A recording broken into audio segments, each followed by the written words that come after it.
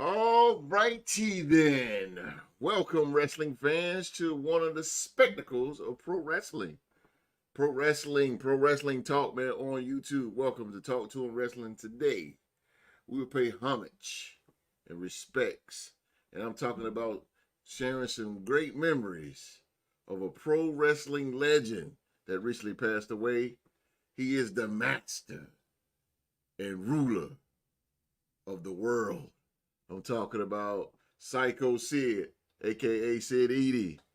And Bryan Danielson becomes the 9th AEW World Champion in AEW history. Officially, Mark could tell us that. Officially, will he start his retirement tour like old John Cena, man? So we'll see what old Daniel Bryan said do. But right now, the American Dragon is the AEW World Champion. So we got some good old pro wrestling news to talk about to you guys right here on Talk to 'em Wrestling. We thank you guys for being here with us on this Tuesday night, man. Wherever in the world you are watching us right now, we are the Real Sports Podcast, one of the most realist and genuine podcasts that brings you NFL and NBA and pro wrestling news like no other from some real passionate, dedicated sports fans and wrestling fans is out there, man. And with this great podcast panel by itself today. But you can follow us on Facebook, man, Real Sports Podcast. At Real Sports Podcast, you can join our sports group on Facebook. It is called the Real Sports Group. And this show is sponsored by our very good friends at SeatGeek. SeatGeek, man. If you decide to take your old lady, your wife, your mistress, or whatever case may be, to a concert, if you want to go to your favorite football team, favorite basketball team, or whatever, all you had to do is go to SeatGeek.com and go purchase your tickets and use the promo code REAL2SPORTS. You'll get $10 off any $200 or more order. So use that promo code. I'll put it in the box below in a little bit. Real2Sports, man. Get $10 off any purchase, $200 or more. Now, ladies and gentlemen, look who has came back. Lord have mercy. It's been a long time since I left you without a dope beat to step to. Ladies and gentlemen, he is the pioneer. He is the pioneer of the Real Sports Podcast, the man with the Guinness Book of Record with more episodes than anybody on this podcast panel. He is the day one, and he is the reigning Real Sports Wrestling Trivia Champion. I'm talking about the man right here, the wrestling mind we get to hear tonight. It is, welcome back, Mr. Young Mark. What's going on, host? It's good to be back. Yes, I've sir. missed you guys. I am officially back in the saddle, and we got a lot of great wrestling to talk about tonight. So I hope y'all ready to go. Yes, I'm sir. back, baby. Let's go, baby. Let's go. Mark is gonna take us. Mark is gonna take us on the ride. I'm just gonna sit back and just listen to what he got, man. Listen to what he got. But first things first, man. Sycho Sid passed away at the age of 63, man, and one of the most, especially he said, the underrated icon, and I think that's a good way to put it, man, because to me, one of the top 5 big men of all time. But Sid Eudy, better known by many as Sid Justice, Sid Vicious, and Sycho Sid, passed away at the age of 63. Eudy was born December 16, 1960, and became a defining figure in the world of professional wrestling, leaving behind a legacy that spanned several decades. Eudy began his wrestling career in the mid-1980s, quickly rising to prominence in World Championship Wrestling and later in the World Wrestling Federation, and has imposing physique, intense persona, and undeniable charisma made him a standout talent in an industry filled with larger-than-life characters. Throughout the illustrious career, Eudy became a 6-time world champion, capturing the World Wrestling Federation Championship twice and the WCW World Heavyweight Championship twice. He also claimed the USWA Unified World Heavyweight Championship on 2 occasions as well. Beyond his world title reigns, Eudy's achievements in wrestling include winning the WCW United States Heavyweight Championship and headlining some of the biggest events in wrestling history. He was a main event fixture starring in the headline matches of WrestleMania uh, and WrestleMania 13 and two of WWE's most iconic events. His memorial clash with Hulk Hogan at WrestleMania 7 and I'm sorry, WrestleMania 8 in 1992, and his intense rivalry with The Undertaker at WrestleMania 13 in 1997 remain etched in the memories of wrestling fans worldwide. Eudy also made a significant impact in WCW, where he headlined Starrcade in 2000, solidifying his reputation as one of the top draws in professional wrestling during the 1990s and early 2000s. His ability to seamlessly transition between hero and villain roles endeared him to fans and made him one of the most versatile performers of his era. Despite his success, Eudy's career was not without its challenges. He suffered a devastating leg injury during a WCW event. I remember that. Greed. WCW Greed. Oh, nasty. In 2001, which effectively ended his full-time wrestling career. His son, Gunnar, shared the heartbreaking news of his father's passing on Facebook. So, man, Sid, man, Sycho Sid. Shout out. That's a Sycho Sid, Mark. I know he came up in a little bit before your time, but I mean, by you being a wrestling guru, man, so you know, you know some things about good old Sycho Sid. But I start the thing off, man, with Sid, man. Sid was, I remember Sid dealing with the Horsemen in WCW. This is when WCW transitioned out of NWA. And that's when it was really a bad time in WCW. Right? That's when things started and Flair left. It was terrible. Like WCW was terrible. And Flair left. You see, I told y'all. I told y'all. I told y'all. But yeah, it was a real bad time, and he was Sid Vicious. And I remember seeing this guy, man. He was just fucking scary. Like his promos, and he was just so mad all the time. And the intensity the guy had, man, I tell you, his promos were just alone. There's just one guy that could just sell tickets and just, oh man, the dude just jacked down. Like he's 6'9", bro. He's 6'9", and when he came to the ring, he was the first guy, Mark, one of the first guys I ever see to walk over the rope. You know how when big man get in the ring, he steps over the rope. I'm like, yo, the only guy I see do that was Andre. So that's it. And Big John Studd. Big John Studd did it. I'm like, oh man. So, but anyway, this guy, man, Sycho Sid, again, charisma. I think his career took off more when he went to the World Wrestling Federation. And he became Sid Justice. Like I read, he battled Hulk Hogan in Mania 8 in the Indianapolis Hoosier Dome. That was a double main event. It was Hulk Hogan versus Sid Justice, and then Macho Man versus Ric Flair for the World Wrestling Federation title. And it was a lot of hoopla and on Papa Shango jacked it up. But anyway, Mark, give me some feedback, man. And I know, like I said, he came in red hot. You know, a little bit before your time, but again, you wrestling, man, you know what Sid is about. Yeah, man, it's definitely sad to see a wrestling legend go. R.I.P. to I pulled him out the gutter. R.I.P. to Sid for real. What's going on, Philly G? But my memories of Sid are different from a lot of other people. Hosts, my introduction to Sid wasn't through WWE, wasn't through WCW. It was through his run in ECW. There was a character named Judge Jeff Jones, and he brought him out like around Guilty as Charged of 1999, I believe. Yeah. And Sid just came through and just wrecked everybody in the ring, man. It reminded me like all them videos where Kane was doing that on Raw.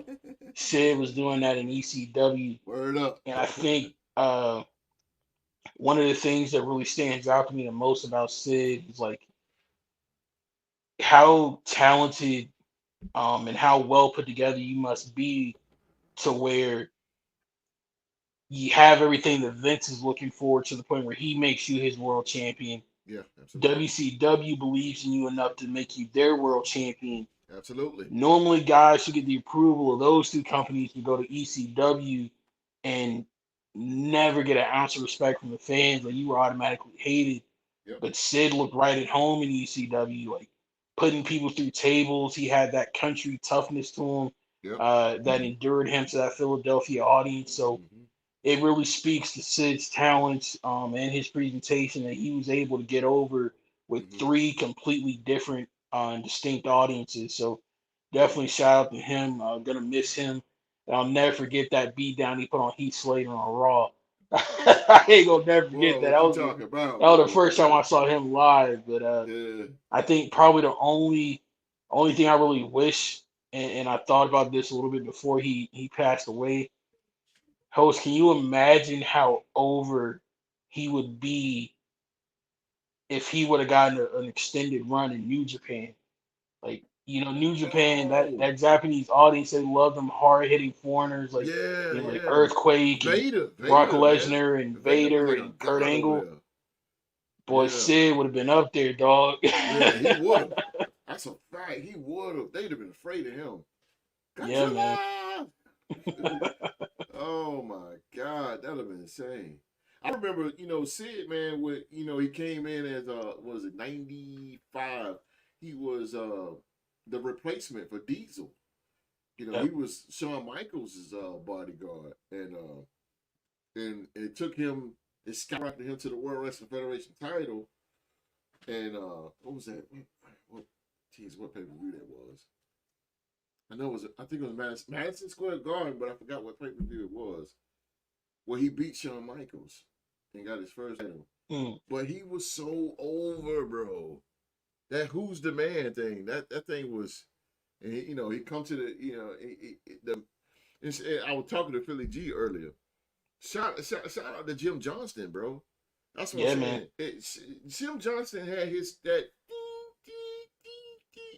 that music Yep. is off the chain. And it fit the character, something that we don't have in WWE now, Mark. Bro, I don't know why they let go of that man, yo. Yeah, I'm telling you. Like, are you kidding And I'm me? surprised no other companies hired him. Like, Yeah. almost every iconic theme song from like the mid to late '90s and onward, bro, was a Jim Johnston song, bro. Like Jim The Johnston. Game, Undertaker, Stone Cold, The Brock Rock, Lesnar. all that. Even Baron Yeah. Corbin's old End of Days theme song End was of Jim days. Johnston, bro. Word. I'm like, wow, this is. Bring Jim Johnston back because this CFO crap is just. At least put him in a Hall of Fame. At At least acknowledge least, him man. enough to put him in a Hall. I agree with you. I agree with you, man. But the and then Oh yeah. Vince had it with the Sid. He had Sid coming down in the ring, and it was with the pyro on it, off the chain, bro, It off the was chain. unique because you never saw anything like that from anybody else. Yeah, I never seen that, man. I'm telling you. And Sid, he used to come down there. Who's the man? In Madison Square Garden, Madison Square Garden, the entrance is real small. Yep. So everybody, who's the man? He dapping everybody. Who's the man? Who the man? I was like, oh, yo, Sid used to be that dude, yo. He is that dude. Facts. I remember, what was it, Mania 13. Now, Mark, you gonna laugh at me when I say this. When he wrestled Taker, bad match, bro. Bad match, bro. Bad match was terrible. Sid. One thing about Sid, bless his soul, man. He won a good wrestler. Not at all. He won a good wrestler, man. Not at all, man. His matches, but his promos and his look was off the chain. And So he's saying he was like Ultimate Warrior, huh? bingo. Bingo. But Warriors promos was like, huh? What? But Sid, man, Sid used to be going at it, bro. That joke be so fun. I mean, like he be so loud or whatever. But it was him and Taker, and Brett came out. You go back and watch this on Peacock or whatever, Mania 13, and this when Taker won the title. He put Taker over, and Bret Hart came out there, and Bret Hart was he stopped and made a promo before the match, and he told Taker when he slammed your head, what did he say? When you slam that cage on, it was a cage match, and Taker slammed it on Bret Hart, costing him the match. Yeah. So you want to go? You remember that, right? Yeah, the blue cage. Yeah. There you go. Slam that. And he's like, when you slam that on me, it ended our friendship. And Shawn Michaels on commentary. He's like, when has Bret been somebody's friend? Whatever. Okay. So then, he said, and then Bret said, and you. He pointed at Sid, and Sid was like, and he was like, you are a phony. Everybody knows that World Wrestling Federation Championship belt belongs to me, and you are a fraud. And then got his Sid turned around and gave him a power ball. And he said, and this is the first time I heard cursing in wrestling like that. He said, now you take your whining ass out of here. You know, he told Bret Hart, because Bret Hart, when he came back to the World Wrestling Federation in late 97, he was a heel. That was a tweener era. Yeah. There you go. He was a heel. But he had the Hart Foundation with Owen and Bulldog and Andy Anvil. And later on was Brian Pillman. And so he came back or whatever and shit. That's my first time hearing wrestling on a promo. Because he powerbombed Bret. And he's like, you take your whining ass out of here. He said it too. And he's like, when I get through kicking his ass, I'm gonna bring you back out here and I'm gonna kick your ass some more. That's when the match started, and then him and Taker and went at it, but horrible match between them two. Horrible, bro. God damn. I was like, man, come on. Is there anybody in like modern WWE that you would have loved to see be able to get in the ring with Sid? Good question. I would like to see. I would like to see. Jesus.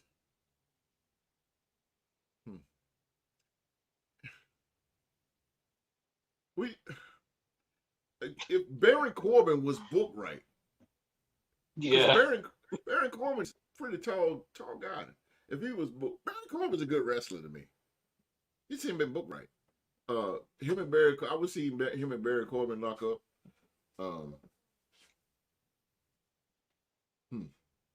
That's a good one because it's just a guy that size and that physique. You don't really have that right now in the WWE. So it's kind of like who you want to, and that intense too. If anybody would be close to it, it'd be Drew McIntyre.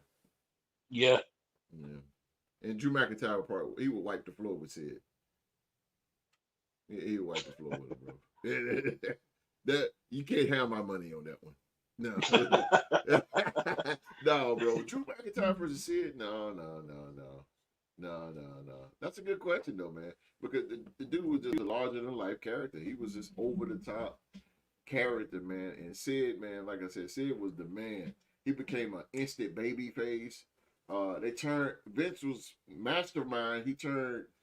In that night, he turned Michaels into a heel. And that's when they broke away and it started the D-Generation X, like a year afterwards. But yeah, that was Sid. But Sid to me started that Attitude Era, bro. Because you had the new generation from 94 to like 90. About 96? Sixes. Yeah, sixes. Beginning of 97.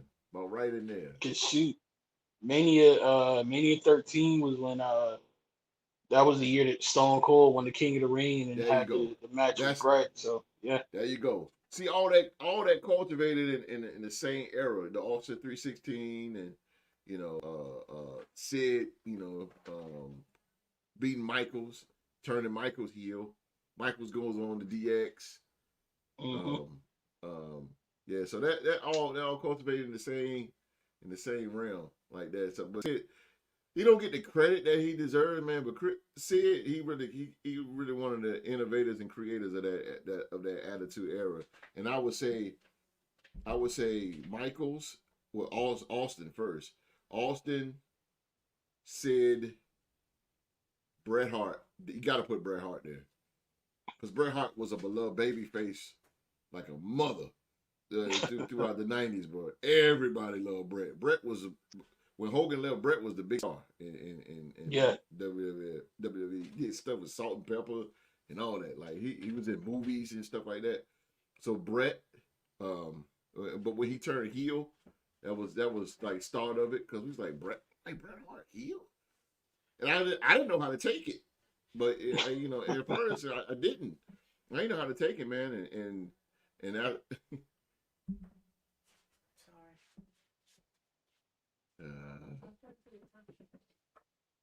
741. My wife. Hey, Mrs. Host. Mark said hello. But yeah. I mean that man, I'm telling you, bro. Good times in the era, man. Y'all go back if you got Peacock. It's like what, $6.99? It went up though, like $7.99, something like I that. don't know. I ain't paid for Peacock in a hot minute, so I don't know. No, that's right. I get that joint for free through Instacart. So there you go, bro. But if you got Peacock, man, you go to WWE, man. Look up some of those old 1997 Rawest War. Oh man, good stuff, man. That's when I was oh glued. shoot, here's one for you. Here's a little Talk to me. wrestling nugget. I got to see a match between Sid and Stone Cold. The one on Monday Night Raw. It was on Thursday Night Raw. It was the weirdest thing I'd ever seen. Yo, Yep. I remember Vince did that. He did that twice, I believe. Yep. He It's did that Stone twice. Cold and Sid on Thursday Night Raw. Oh man. See, that's what I'm saying, man. Sid, man, I'm telling you, man. The guy was money everywhere you go. Now, I'm gonna be honest with you, when he went to WCW, I wasn't a WCW 2000s guy because that show was the Was anybody? no. That bro, when Vince Russo, bro, came Nah, bro. It was over, the bro. network, bro. It was. I'm telling you, it was the network. Yeah, absolutely. I agree. I know you are not wrong. You are not wrong. Everything behind it, they killed WCW. That show was terrible. You made me want to rewatch Terrible. that documentary now. Well, it was terrible. And when Bischoff came back and they did the new blood and the $1 million, oh, and they stripped everybody their titles. And Sid was the champ. Sid was the champ. And he Yeah. was over, bro. He was over. He came out with the denim vest. He had jeans on. He looked like 2000 British Bulldog when he had the jeans and stuff.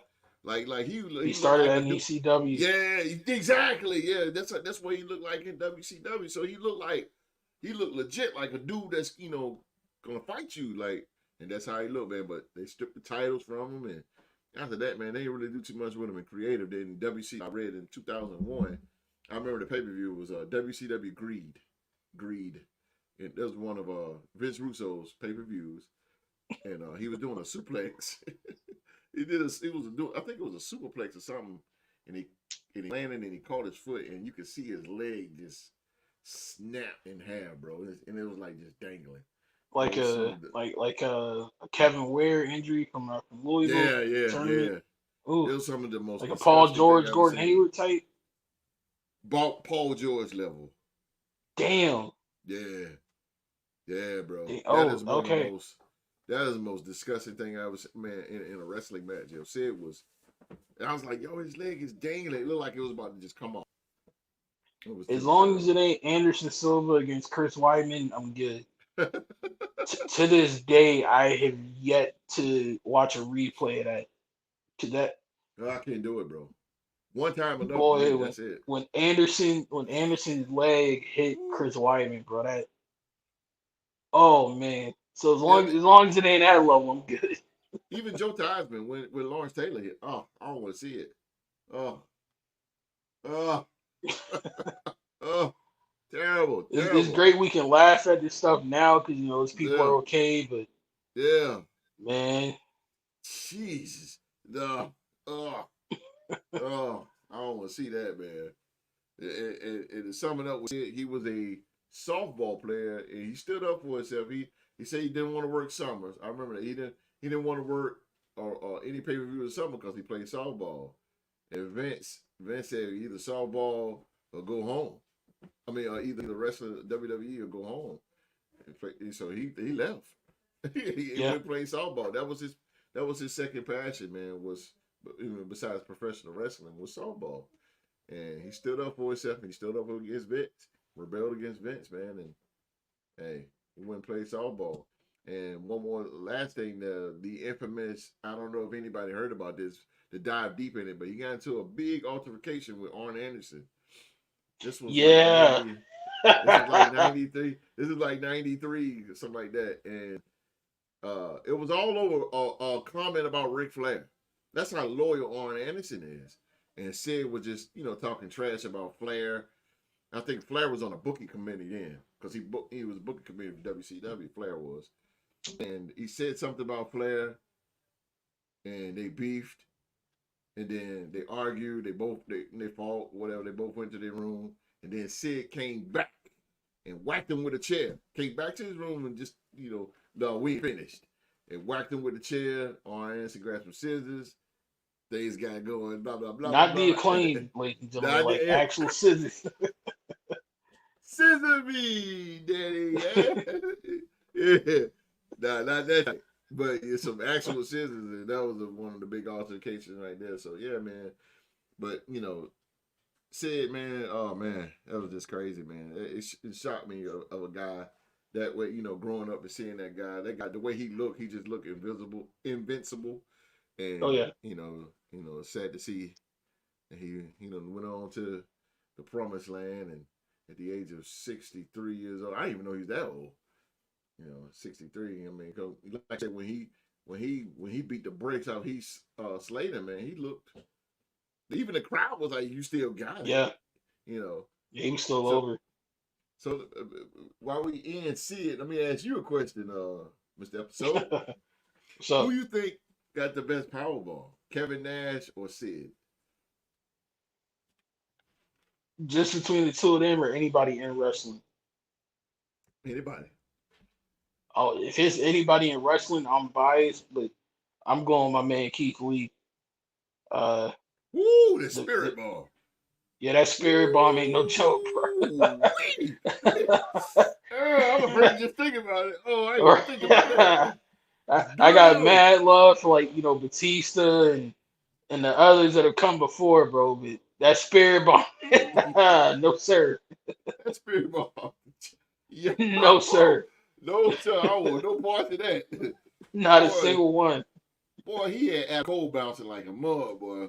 And I remember he hit it on Dijak, and literally the whole ring shook from the impact. Yo, I'm like, nah. Ooh, that Spirit. Ooh, boy. Man, killing me. Ooh, just thinking about that, yo. That's crazy. That's crazy. I think that, well, I wouldn't even call that a Powerball. I would think, I would think, I would say Nash.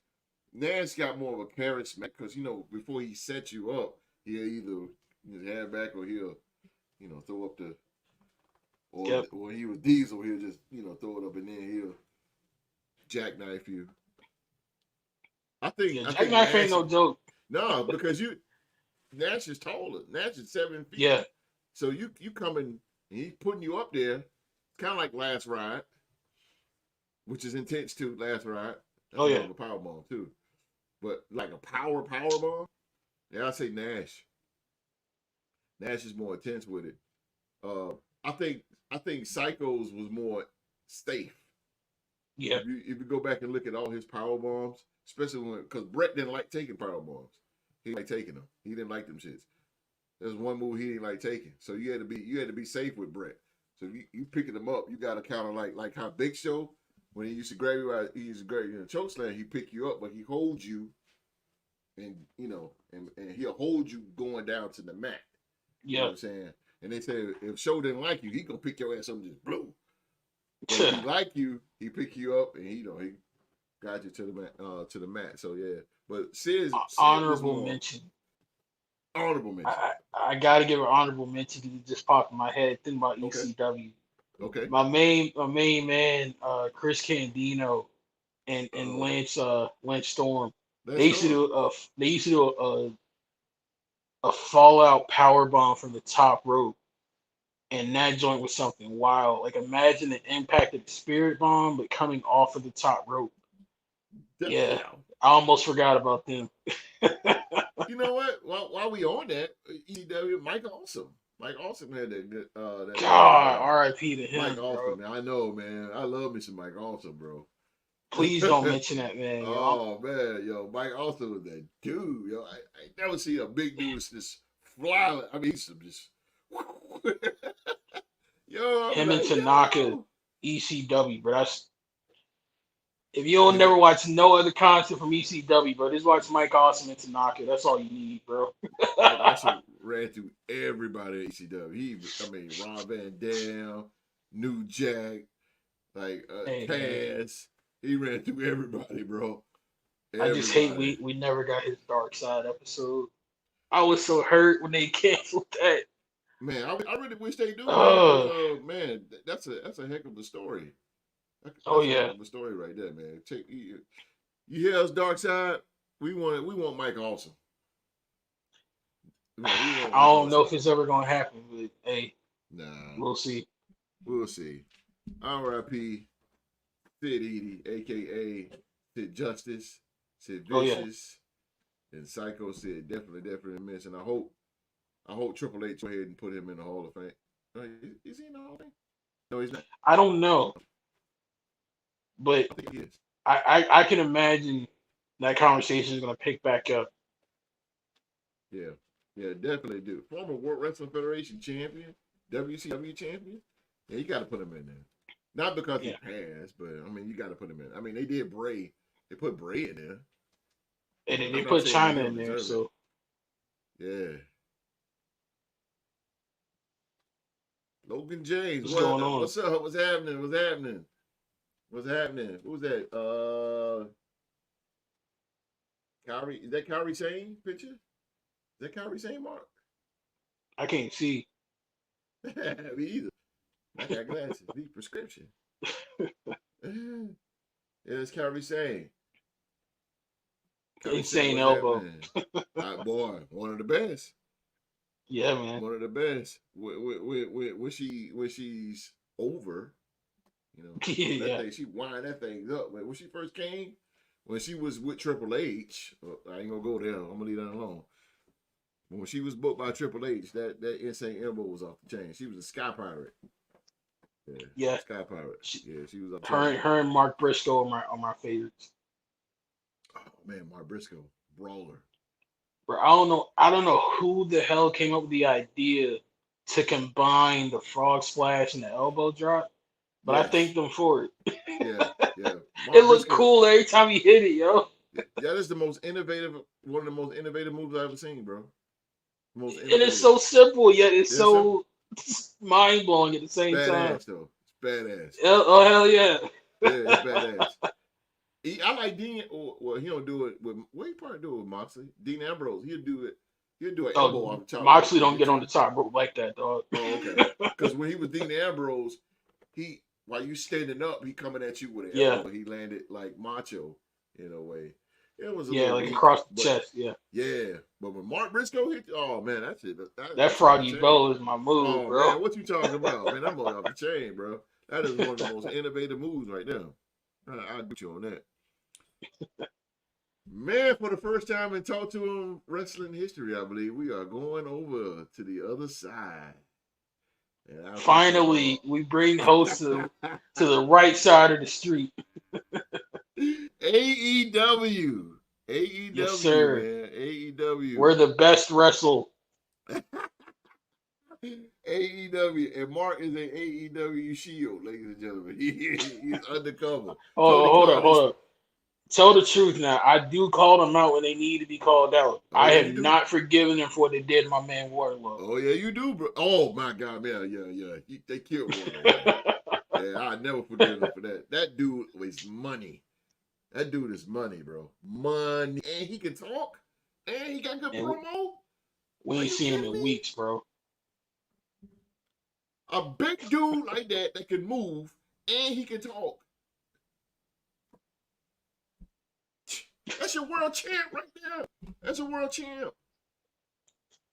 Why is Hangman Page always in? I'll leave Look, it man. Bro.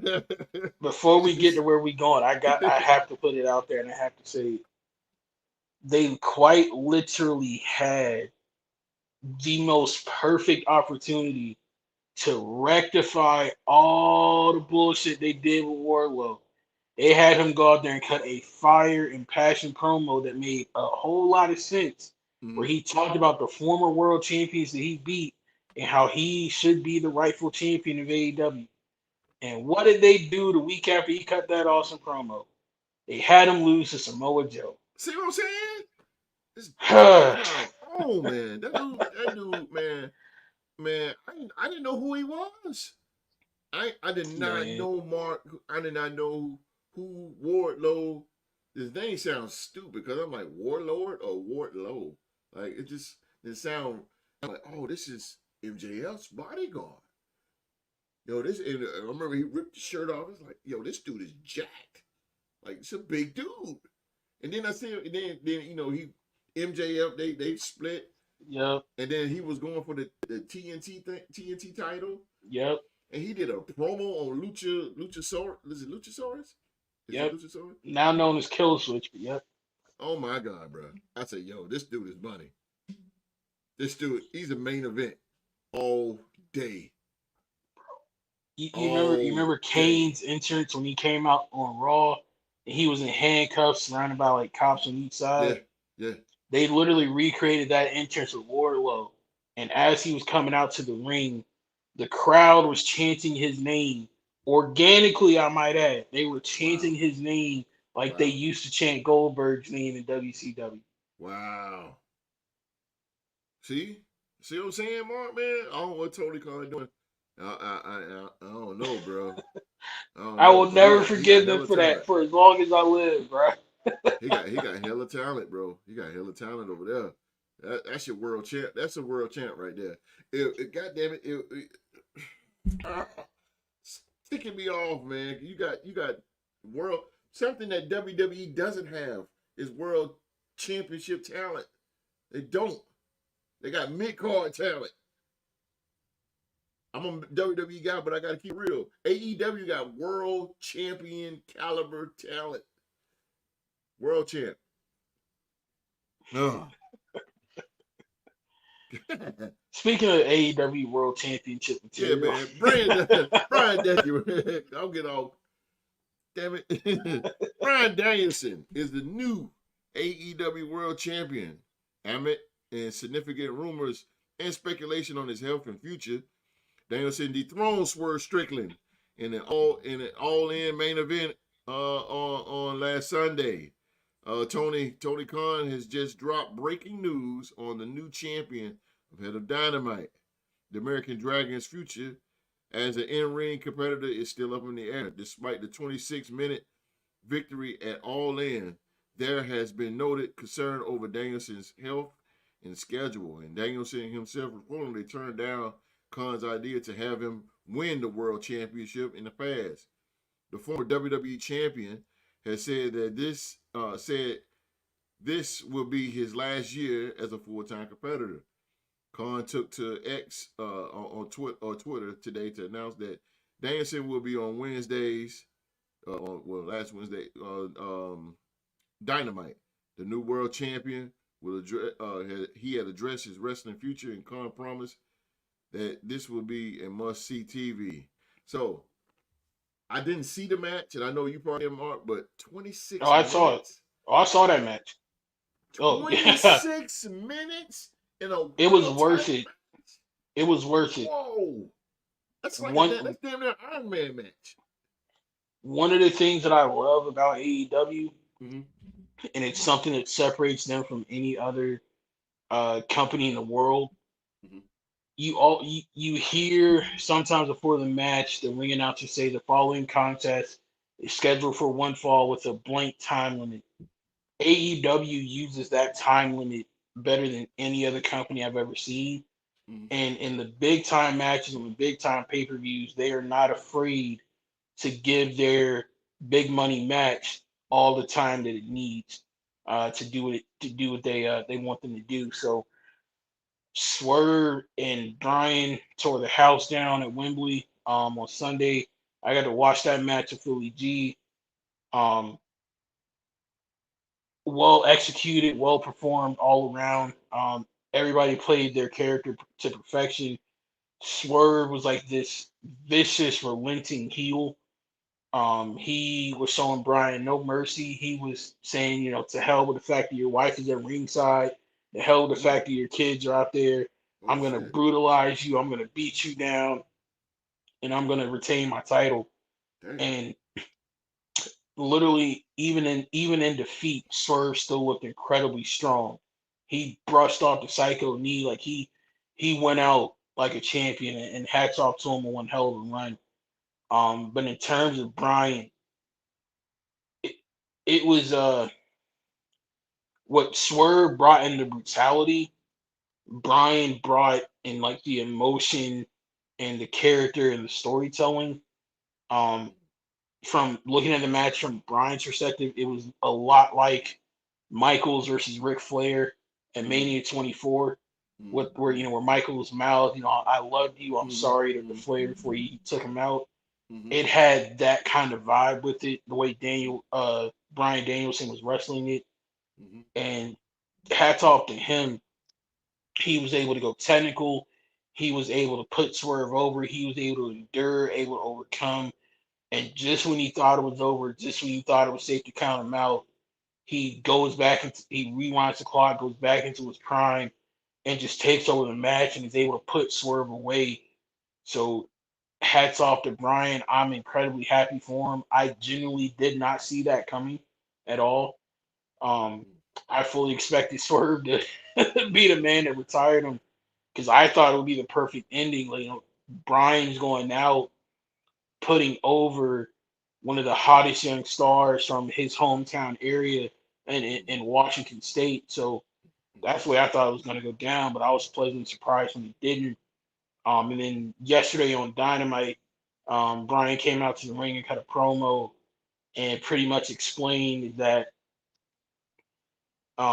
his contract had expired, but he re-signed with AEW to carry out the title. So once his title run is over, then that's when his full-time career as a wrestler is going to end as well. But Mm. he's going to defend his title and be a full-time wrestler doing it, and then that's when we'll finally see him hang it up once this run is over. So what as a just you let's just use you because you're AEW, you know the atmosphere and what goes on there. What's next for Swerve? Swerve is about to go into he's about to reignite his blood feud with Hangman Adam Page. It was announced on Wednesday they're gonna have a steel cage match at Mm-hmm. All Out, which is in 2 weeks. So Swerve is gonna be all right. I'm genuinely struggling with host to keep it out with you. I'm genuinely struggling to think of another title match that I personally ever seen in wrestling where the former champion looks so freaking strong in defeat. And Mm. it wasn't by way of a screwy finish, wasn't by way of outside interference or anything like that. Like it was just literally a straight up one-on-one wrestling match. They tore the house down, Mm-hmm. and even though he lost the title to Bryan Danielson, Swerve still looked right. He didn't lose any momentum on Wednesday. The crowd still behind him. He still had that aura and that glow of being a champion. So yeah, Oh hell yeah, yeah. shout out Prince Always, Nana. yeah. Right. But yeah, I think Swerve's gonna be all right. He's gonna, like I said, get back into it with Hangman Page. But just like what he said, and I believe him. Before long, when the time is right, he's gonna be a champion again, Yeah, that was the next question I asked you. Do you think Swerve will get that AEW title again? I see without he is question. a 126 day title reign, which ain't really nothing. Um, Yeah, so after right now, the current roster on AEW right now, Mark, and you like I said, you know the AEW roster up and down. Who who will be next to be groomed as that world champion after Daniel Bryan? Who you think? The good thing about AEW is that they low key have options. Um, you have guys like Takeshita from the Don Callis family, who I think is a ready made champion. Whenever he gets back, if they're able to push him correctly, Who's this? Hobbs could be champion. Takeshita is my personal favorite. Okay, okay, okay. Uh, he's a young Japanese guy. He just went undefeated in the G1 Climax tournament up Mm-hmm. until he got to the finals and faced the former IWGP champion, and that's where he took his first loss. But that when I tell you that brother can go, that brother can go.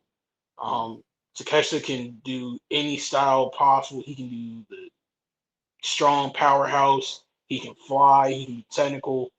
All he needs, and he's already got one in Don Callis. I would say he would really need is like a mouthpiece. But with Don Callis being a heat magnet he is, that's a money made Yeah, yeah. He's marriage right there. yeah. Don Callis is always heat. Yeah. Yeah, yeah. Um, Nuclear heat. I would say if you're going by who hasn't been champion yet, I think they're definitely going to put the title on Osprey at some point. Yeah. I could see them if they can build him right. Powerhouse Hobbs to be another good candidate. Holy hell, Um, that'll be good. Wardlow. I he's over with the fans, Mm-hmm. but I'm still waiting to see Tony Khan like kind of book him to be taken seriously. But Daniel Garcia could be that at some point. So it's a couple of different options in AEW. It just really depends on what style of wrestling you want to see from your world champion. That's like again, that's the beauty of AEW. I ain't gonna lie to you, man. They have world championship caliber type of talent over there. WWE does not. Does And they just I think they it's just don't. because like in AEW, they're not afraid to kind of give somebody a push and see how they do. Yeah. Instead of like in WWE, like you gotta be like more of a safer bet, like a more established pick before they really like put you to the fire. Yeah. Yeah. You gotta be a But household name like, you yeah, know, CM Punk, McIntyre, Rollins. You know. I'm glad they didn't put Punk in the title ring or I mean title mix. That'd have been bullshit. That'd have been Charlotte Flair treatment. You oh yeah, know, that all day long. No, no, no, no, no, no, no. I'm glad. I'm glad we're gonna get a Bronson Reed, Seth Rollins. I yeah, love that. I love fresh that, new man. matchup. There you go. Get Bronson Reed push, bro. That's what I'm talking about. That's what I'm talking about, man. That would be lovely. But man, AEW, man, I gotta, I might have to start peeking at Dynamite. That's the A show, right? That's the A show. Yeah, that's the big show. Yeah. Yeah, I might start peeking at that, man, because they really got some good talent. They really do, and they got good music. If it was me though, it, I was low key disappointed because they AEW struck gold with the creation of their Casino Gauntlet match, Oh hell yeah, where it's like the Royal Rumble, where you have like time entrance and people coming out to the ring in like a big multi-person match like that. yeah, So take the excitement of the Royal Rumble, but instead of it being an over-the-top rope battle royal, you got to win by pinfall. yeah. It's the first person to win by pinfall that Oh wins hell the yeah, match. oh hell They yeah. I'm had with you. one at All In, and one of the surprise entrants that absolutely nobody saw coming was Nigel McGuinness.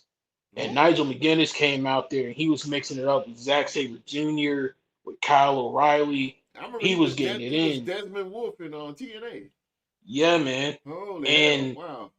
the stipulation they put on the match was whoever wins this match gets a future AEW World Title match. So I was telling Philly G, yo, Nigel McGuinness is looking damn good. At his Hey, age, bro. Hey, bro. What if they did? wow. What if Nigel wins this I'm with it. and Bryan wins later in the night and they rekindle that rivalry for the AEW World Oh, let's Championship? go. Like Let's I go, was bro. salivating, but they didn't Yeah. do That it. would be nothing but a grade A technical wrestling match. because and, both of and it those would make guys are sense text, textbook by the textbook. It would make sense. I'm with you. because if you know anything about Ring of Honor, those are the two unquestioned greatest of all time in that I agree. company's history. You ain't lying. And Nigel's been doing commentary the last couple of years in Yeah, AEW. yeah, And lately, whenever Daniel Bryan has a match, Nigel goes full blown heel and just starts talking shit about him the entire time on commentary. yeah, So they kind of had me like thinking that they were teasing potentially Nigel versus Bryan, and like that would have been one hell of a way for Bryan to end his career with his greatest rival of all time. But I yeah. don't I know, it agree. still might happen. Still a Nigel. chance. Yeah, see, a lot of people don't know about Nigel in Ring of Honor. That dude was shit. Him, Nigel. My top five Ring of Honor will be Daniel Bryan, Nigel, Chris Hero, uh, uh, um, um, Christopher Daniels, and and um, and Jay Lethal. And my honorable mention would be Adam Cole because those two guys they had the belt for a long ass time. Yeah. But and of course, the Briscoes would be the best tag team in SmackDown history. Man, I mean, come on.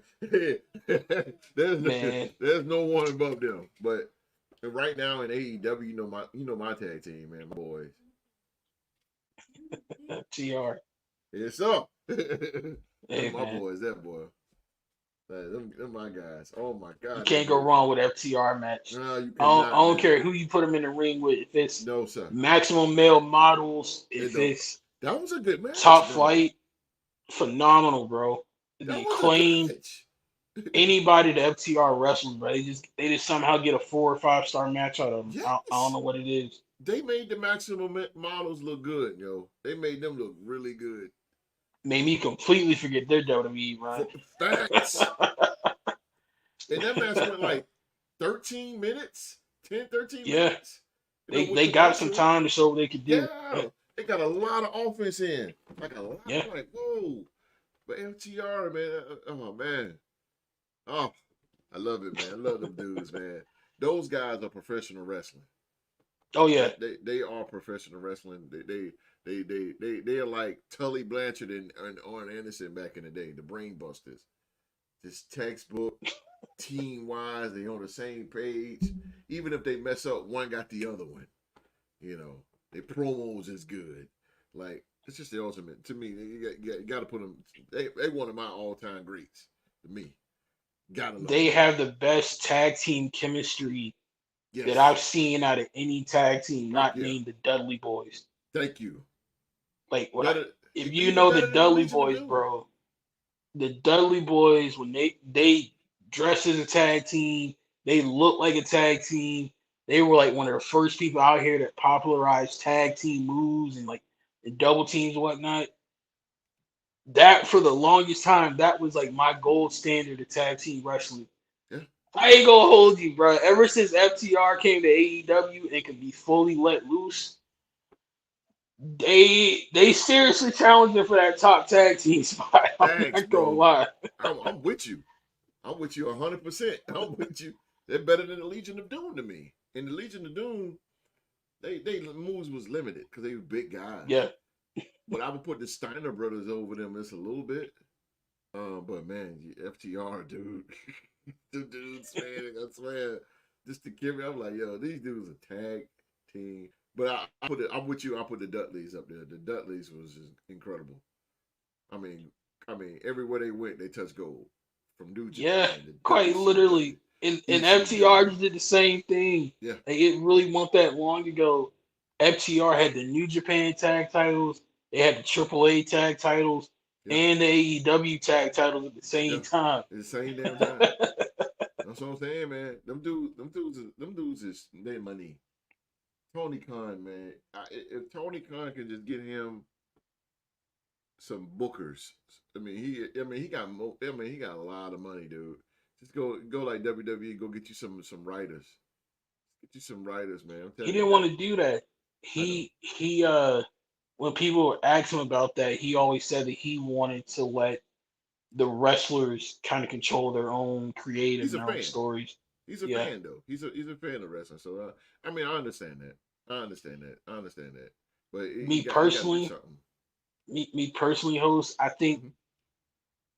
I think the giving the wrestlers greater freedom works, especially if you have um veterans like Chris Jericho or Kenny Yes, Omega, absolutely, people like absolutely. that who have been in the business for a while and been all over the world. But if you're somebody newer to the business, like AEW is your first really big break, I don't see why there would be anything wrong with having a writing staff come along to help you get over. And then as you gain more experience and get your feet wet more in the industry, then be able to control your own stuff.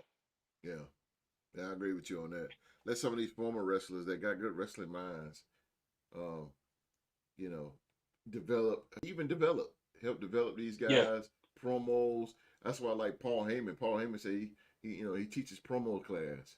It's great because he's one of the best They promos out had there. that in QT Marshall used to do that for him, Yeah, but yeah, QT Marshall, yeah, because pretty he much the wrestles. whole Nightmare Factory Yeah, then left. So yeah, yeah. I said this. Well, Scott Hall.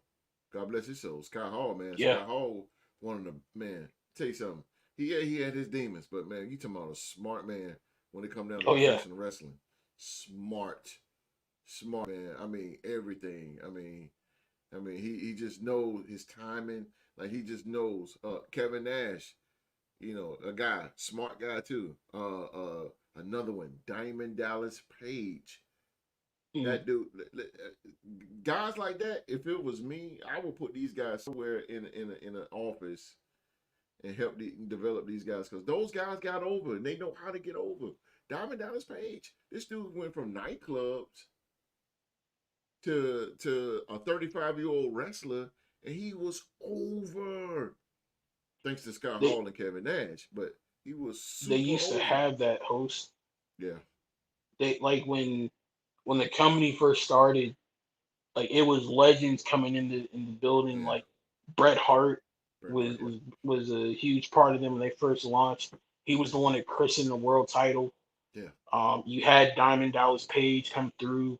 You had Chris Jericho in the locker room. You had yeah, William Regal with the company at the time. yeah. William Regal. Yeah, yeah, Excalibur, Schiavone, Taz. Like you got some veteran resources there, yeah. and to those guys' credit, I think they are doing what they can because, like we like we mentioned multiple times, the cool thing about AEW is that you have a lot of homegrown stars that they've been able to unearth, you know, from their own backyard versus getting like some big name that was made somewhere else. Like Swerve wasn't seen as a world champion before he got to AEW. Mm-mm. The Acclaim were an unknown tag team before they got there. So I do give credit to them. They can develop stars, a lot better than a lot of wrestling companies have tried to over the years. Yeah, I agree with you. I agree with you, man. Sometimes, bringing in the old heads that's, they know how to get there.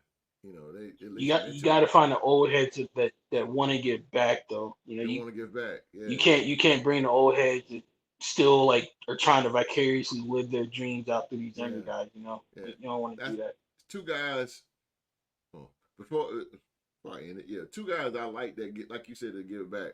One of them is Taker. Taker comes in and he helps the big guys. He helped Omos Yeah, and Baron Corbin and Bronson Reed. Like, he helped Shawn Michaels when those guys were in the NXT. You know, Taker came in and helped. With those guys, the big guys only. With that, and then another guy is John Cena. Yeah, Cena ain't gonna never work for AEW. nah, nah. But the thing about John Cena is he's not selfish. He's No, not at all. one of the biggest stars in WWE history. And like he said, I don't deserve, even though he's coming back for his last run, he don't deserve a title. He said, I don't deserve a title shot. I don't deserve it just because I'm John Cena. I gotta work. I gotta work. I'm not gonna take a spot from. He said that on. If you go and look on Shannon Sharp's podcast, he said Yeah, I'm that not was a gonna. good interview. Yeah, he's not gonna take a spot from any wrestler that that's looking to dream, want to live the dream at WrestleMania. Like people work hard to get to WrestleMania, And why he's just gonna come in and take that? No, that's not him. And I got a lot of respect for John Cena. John Cena is a very, very intelligent man. Very, very intelligent. Very, very intelligent. One industry veteran that I would love to see um, AEW bring in and do business with. He's one of the nicest dudes I think that have ever come through the wrestling industry. Mick And Foley? unlike Taker, Yeah.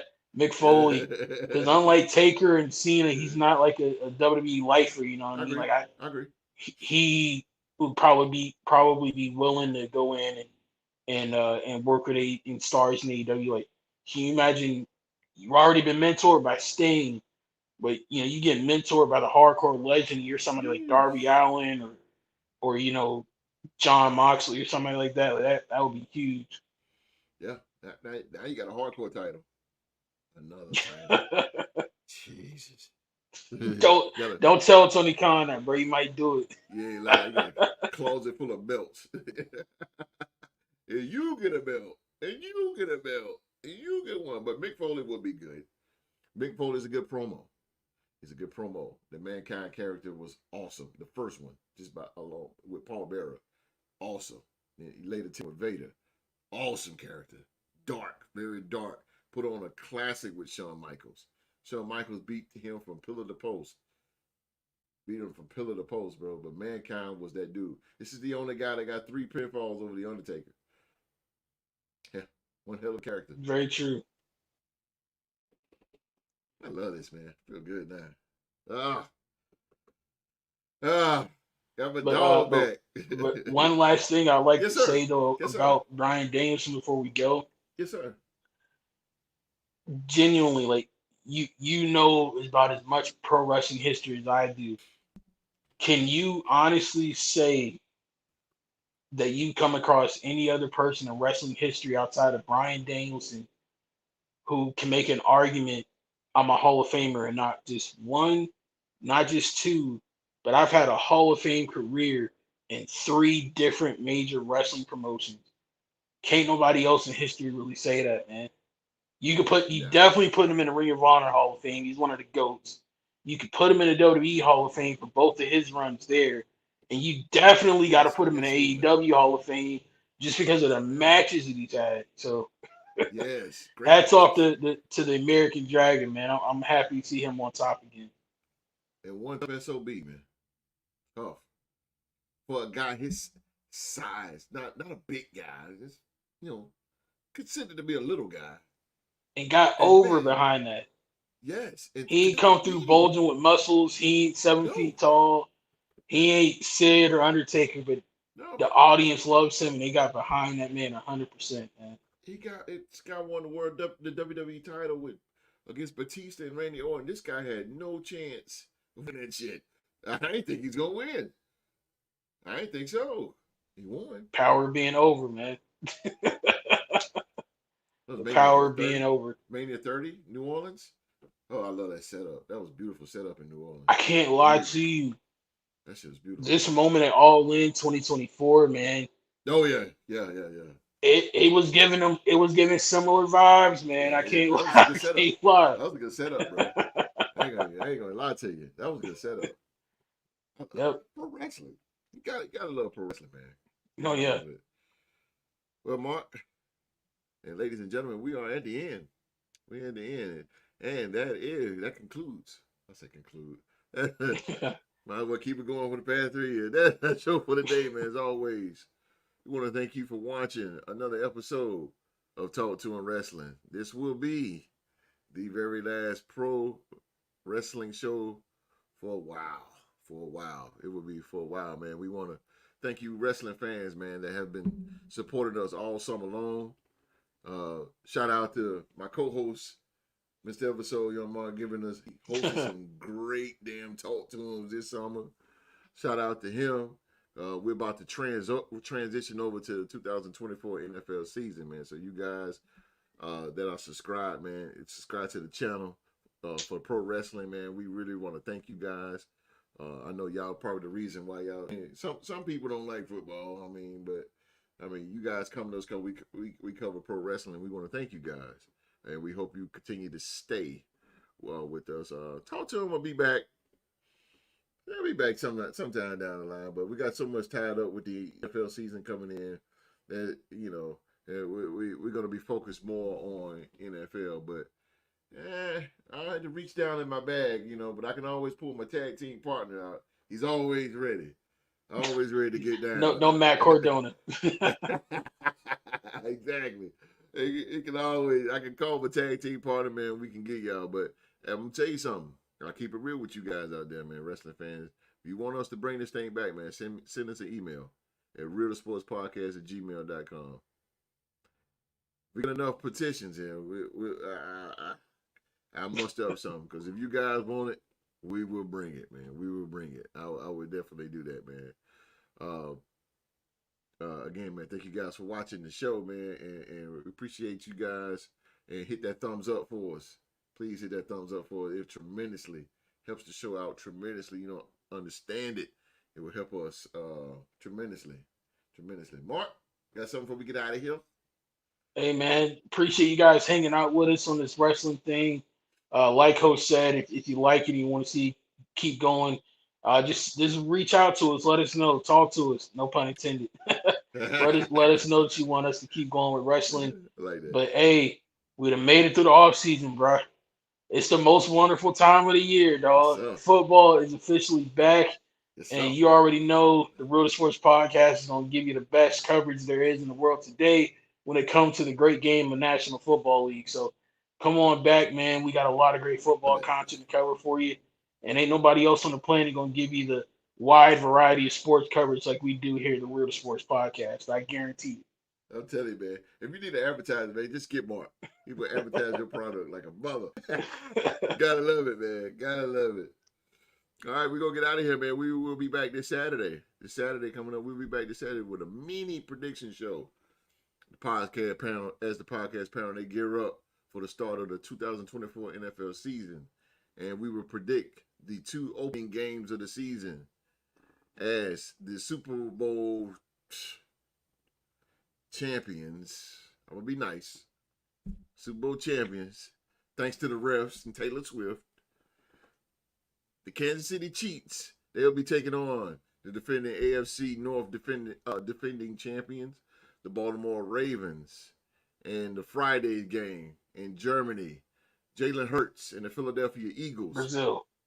See, that's why I got Mark back. In Brazil, Jalen Hurts and the Philadelphia Eagles take on Jordan Love and the Green Bay Packers, man. So come on back this Saturday right here and hear some good old stuff, man. It's a podcast. Listen to the podcast panel as they choose and give you who they think is going to win on Thursday and Friday. Come on through at 1 p.m. live right here on YouTube. So let's have some freaking fun, man, and chop it up and talk some football finally, man. Some football and have some football action. I'm excited. Next week is gonna be on like a pot of greasy neck bones, as they say. But everybody, man, it is hot outside. Please stay hydrated. Please stay hydrated.